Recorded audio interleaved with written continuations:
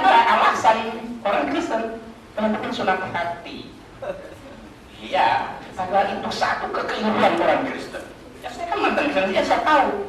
Sunat hati itu bukan ajaran Yesus di ajaran perjanjian baru, tapi itu sudah ada sama-sama di perjanjian lama.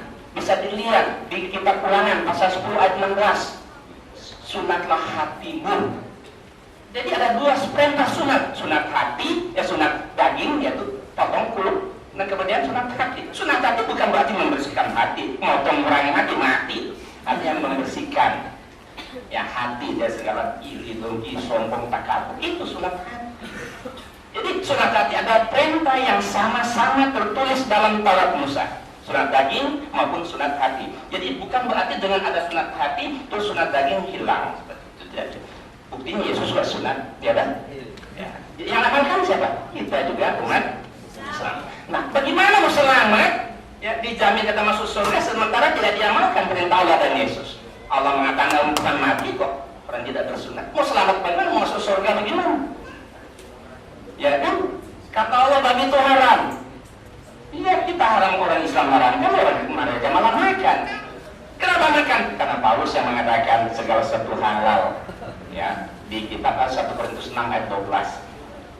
Segala sesuatu halal kata Paulus. Yang jangan kan ajaran Paulus. Bagaimana mau selamat? Allah perintah haram dia makan. Allah perintahkan sunat dia nggak mau sunat. Bagaimana? Allah perintahkan masuk ibadah kuduskan hari Sabat dia bikin hari Minggu. Bagaimana mau selamat? Ya kan?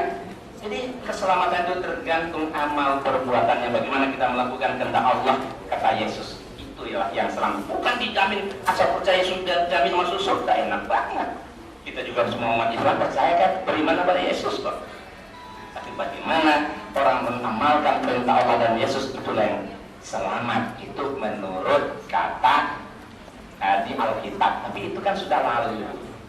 Kenapa? Karena ini Nabi Isa dengan Injilnya itu dia hanya untuk Bani Israel saja, bukan untuk seluruh dunia. Nah, tadi ada dikatakan ada ayat perintah ke seluruh dunia, betul. Tapi banyak juga perintah. Kata Yesus Matius 15 ayat 24, aku diutus hanya kepada domba-domba yang hilang dari umat Israel. Ada Matius 10 ayat 5 dan 6 kata Yesus kepada ke-12 muridnya.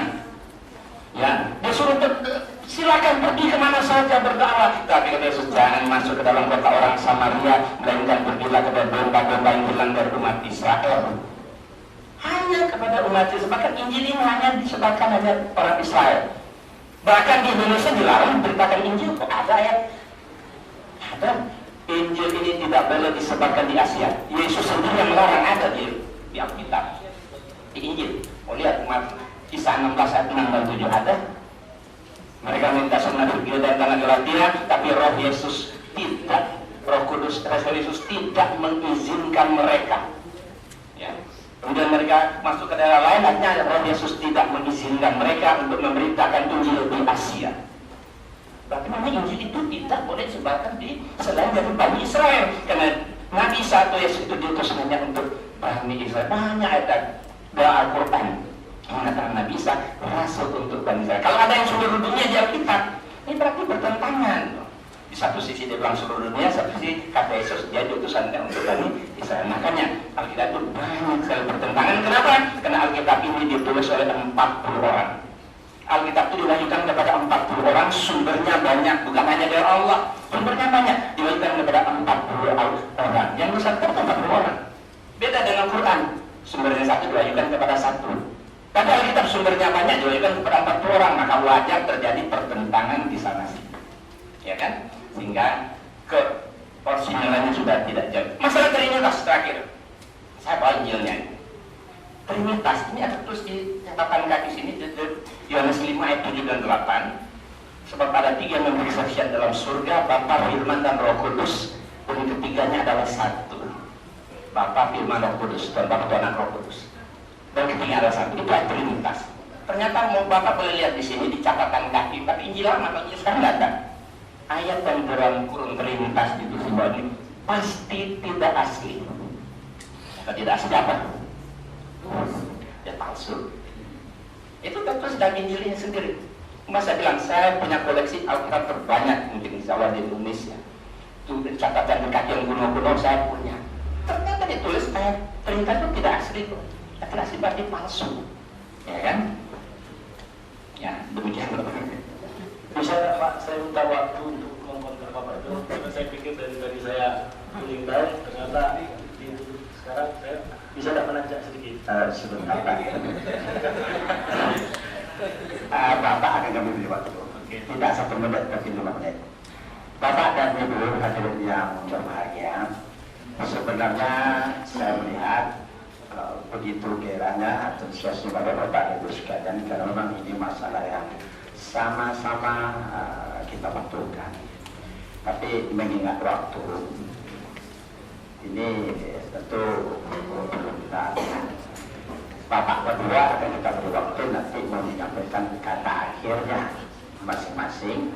Kemudian dia akan masuk kepada acara penutupan acara ini oleh panitia.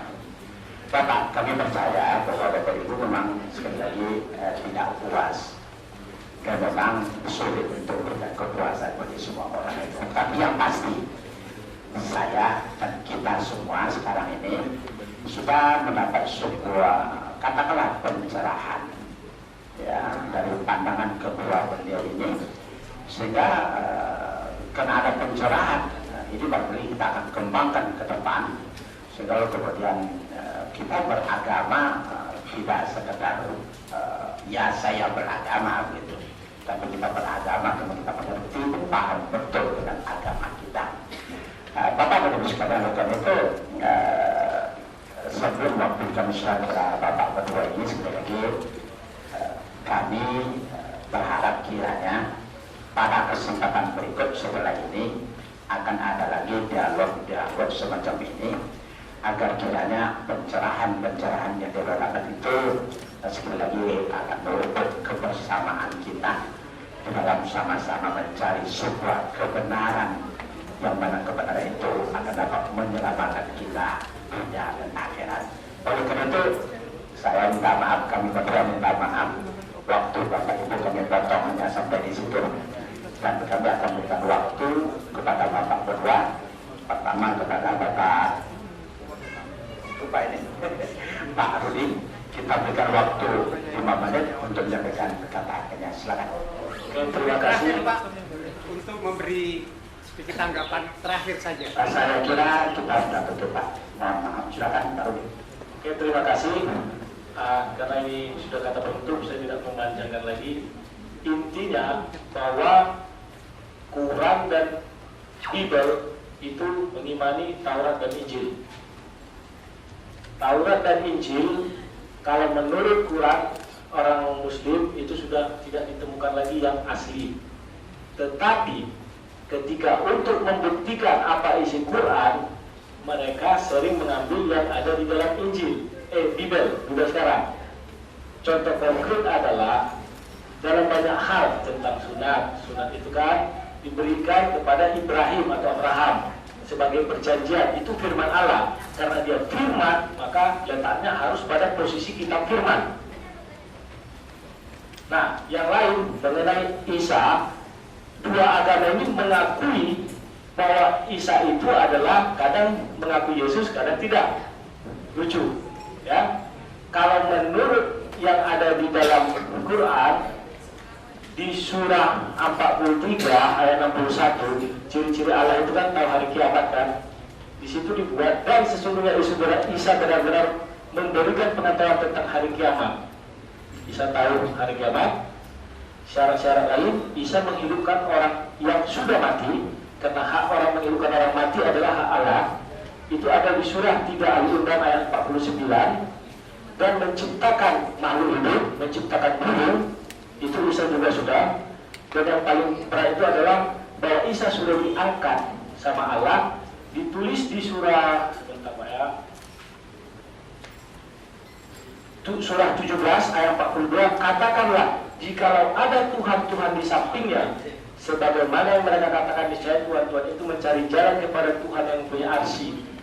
Isa sudah ditarik, diangkat sama Allah, artinya Isa itu ditempatkan dekat Allah. Yang bisa duduk dekat Allah adalah di bawah Allah itu malaikat, ada ayatnya kan, malaikat Michael, Jibril itu mengangkat arsy, Nah yang dulu di samping di arsi itu dibuat sini adalah misalnya Tuhan mencari kepada Tuhan yang mempunyai arsi jika itu betul Tuhan.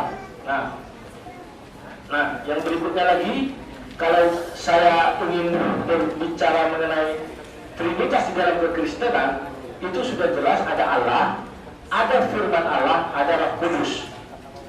Tinggal bagaimana kita menerjemahkannya. Silakan Bapak baca dari Quran juga bahwa Allah itu ada, firman Allah itu juga ada, Roh Allah itu juga ada, Roh Kudus. Pertanyaannya, apakah ketiganya terpisah? Nanti akan kita temukan yang namanya ibarat makan buah simalakama. Contohnya, apabila kita bilang terpisah, semua mengandung nama Allah. Apakah itu Allah ada tiga? Kalau kita bilang menyatu, berarti Isa betul bahwa ada Tritunggal. Sekarang nanti kita pikirkan bersama, ini kadarnya kan kadar tingkat inteleknya lumayan kita bilang menaik ke atas, cuman karena waktu dan sebagainya macamnya, banyak hal yang bisa kita supaya gali dari antara diskusi ini. Betul kata Pak Pendeta tadi, kalau bisa dibuat satu topik itulah yang kita bahas. Kalau ini kan memang kemarin itu hanya menjawab, udah ini kejar mengejar lah, karena 10 pertanyaan saya jawab dalam waktu 15 menit, itu sesuatu yang mustahil kata orang kan.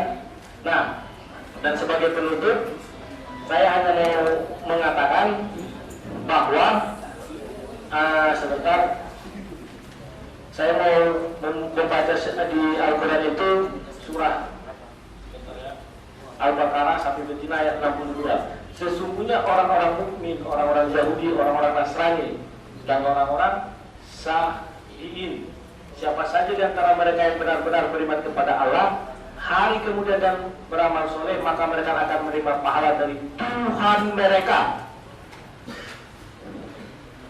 Saya tidak mengerti bagaimana cara menerjemahkan, silakan. Saya tidak menghakimi bagaimana.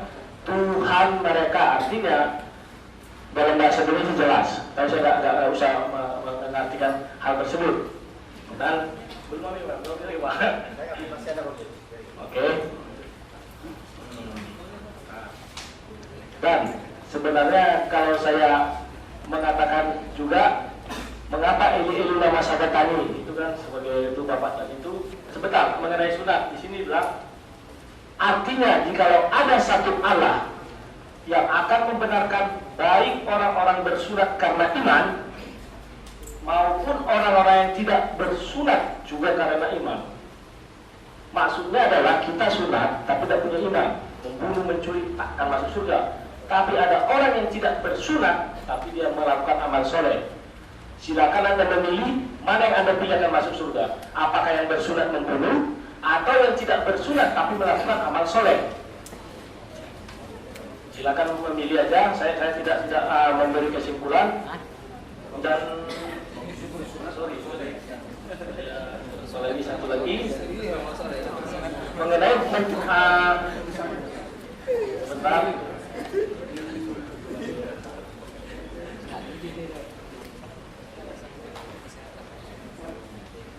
Ini jadi ada apa ya? Yang lain sudah bisa lah, tapi sudah. Nah, mengenai hal yang lain mengenai di Bible ini ada Eli lama Sabatani.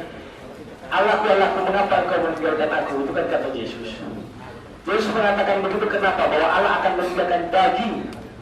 Karena untuk ke surga adalah roh. Maka yang ditinggalkan itu daging, bukan Yesusnya. Dan Yesus mengatakan itu wajar. Kenapa? Dia berada di dunia dengan konteksnya dia manusia. Sama seperti saya tadi bilang, saya punya akun saya ini saya masukkan ke dalam Facebook. Wajar, apapun yang dituliskan. Misalnya orang bertanya, misalnya loh, ini hidup orang itu, si Rudi lagi makan apa enggak? Dia kan mengatakan, saya enggak tahu dia lagi makan apa enggak, kecuali saya perintahkan makan. Maka akun saya itu kan mengatakan makan. Nah, itulah dua dunia yang berbeda. Tapi dengan kalau kita mengakui bahwa Allah itu serba maha, apapun bisa dilakukannya. Sebab, bentar, ini terakhir. Waktu Bapak memang tidak ada. Iya, bentar tadi. Surah Maryam ayat 17. Maka ia mengadakan tabur melindungi diri mereka lalu mengutus roh kami kepadanya, maka ia menjelma di hadapannya dalam bentuk manusia sempurna. Ternyata Allah bisa mengutus roh Allah untuk menjadi wujud manusia sempurna. Terima kasih, mungkin petunjuk dari saya. Semoga ini bisa jadi ke depan lebih bagus lagi, Pak. Cuman ya udah, nggak apa-apa. Terima kasih. Baik, terima kasih.